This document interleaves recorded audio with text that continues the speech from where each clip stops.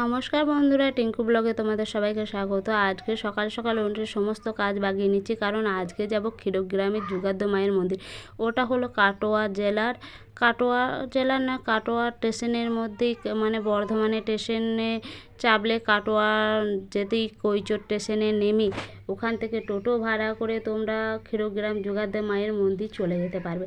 তো দেখো, আমি যাব বলে যাবার ইচ্ছে ছিল না, শরীরটা একটু খারাপ করছিল, কিন্তু প্রতি বছর পুজোয় যাই তো, মানে পুজো ওখানে আমাদের কেউ নেই, কিন্তু ওখানে গিয়ে সারাদিন থেকে আনন্দ করে ওখানে মাকে দর্শন করে পুজো টুজো দিয়ে তারপরে বাড়ি ফিরে আসি।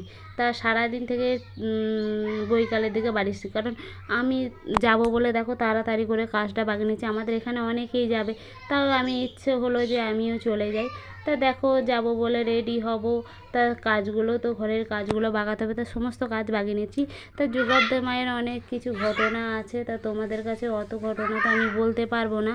তা দেখো, যুগাদ্দ মায়ের একটা ক্ষীরগ্রামে যুগাদ্দ মায়ের তো তোমরা কী করে যাবে বলছি। বর্ধমান থেকে স্টেশনে চাপলে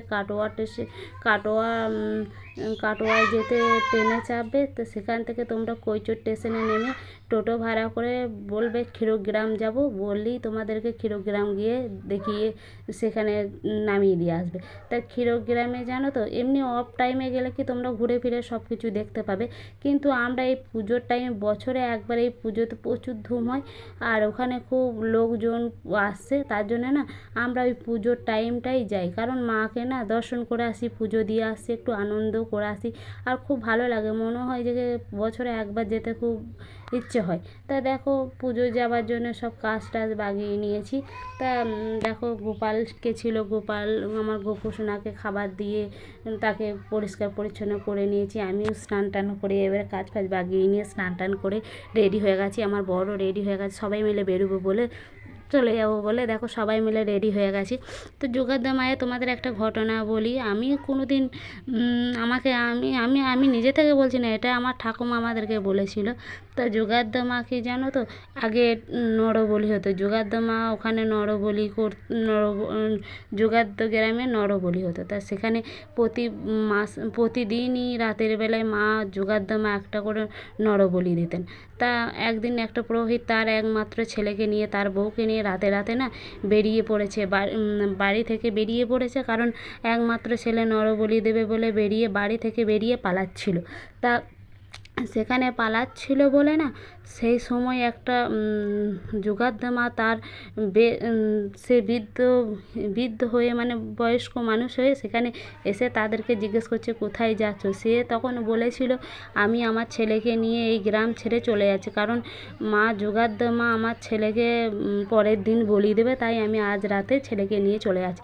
তখন যুগাদ্দ মা দেখলো আমাকে ভয় পেয়ে নরবলি দিই বলে সব ভয়ে চলে যাচ্ছে, গ্রামে তো কোনো মানুষ থাকতে পারবে না, তাহলে তার জন্য যুগাদ্দ মা কী করলো, নিজের বেশে তার রূপ নিয়ে সামনে যুগাদ্দ মা চলে এলো।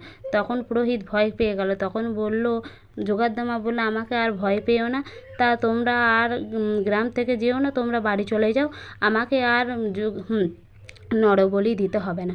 তা তখন থেকে নরবলিটা বন্ধ হলো দেয়া।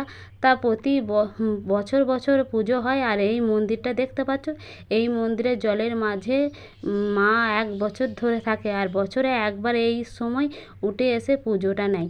তা পুজো নেয়, আবার সেই রাতেই আবার বোধহয় জলে নেমে পড়ে। আমরা দেখা নেই, কারণ শোনা কথা, তা শুনেছি, এটাই তোমাদের কাছে বলছি কথাটা। তা যুগাদ্দ মা পুজোটা নেয়। তা যুগাদ্দ মা খুব জাগ্রত মা, বলবো কি, তখন থেকে আর নরবলিটা হয় না, এখন মোষ বলি হয়, পাঁঠা বলি হয়, এইগুলোই হয়। আর পুজোর জন্য প্রচুর লোক হয়। আর গরমে বলতে নেই, গরম হলেও এত মানুষের ভিড়, মাকে দর্শন করার জন্য সবাই আসে। মাকে তোমরা দর্শন করো, দেখো মাকে, আর তোমরা মন থেকে যা মায়ের কাছে চাইবে মা সেটাই তোমাদেরকে দেবে। মা কোনো দিন কাউকে খালি হাতে ফেরায় না, মা খুব জাগ্রত। এখানে বুড়ো আঙুল পড়েছিল মায়ের, দুর্গা মায়ের বুড়ো আঙুল পড়েছিল, তাই এই জায়গাটা খুব জাগ্রত জায়গা।